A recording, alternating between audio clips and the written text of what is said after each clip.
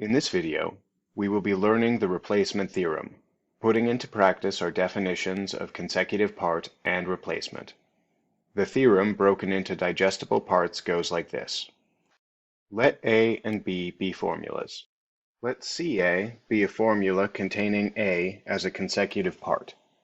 Let CB come from CA by replacing A with B. In this case, if A is equivalent to B is a valid formula, then CA is equivalent to CB is also a valid formula. To see why this might be so, think of truth tables. A and B have the same truth table by hypothesis, meaning that the truth table computations of CA and CB will be unaffected by replacing one with the other, since the values are all the same. Hence, CA is equivalent to CB is a valid formula. There is a simple corollary to this theorem we will cover in a future video. Can you find it? Hint: think of the validity of CB.